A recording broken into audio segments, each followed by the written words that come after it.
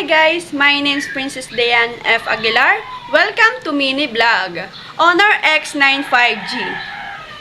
Ang klase, lalo na yung camera, kapag nagpipicture ka, ang Honor X9 5G po ay hindi din po kagandahan daw po ang picture, pero po matibay po siya. Kahit ihagis mo, hindi daw po siya matudurog, masisira.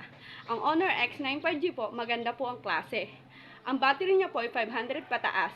Maganda ang kanya kasi sabi po nila, kapag nagsiselfone ka po, hindi daw ito masisira. Kahit nahulog po. Papakita ko po ang Honor X9 5G. Honor X9 5G. Magandang klase na cellphone. Kahit ipukpok mo, hindi ito nasisira. Kagaya niyan, kahit ilang beses mo pang pukpukin, hindi pa rin nasisira.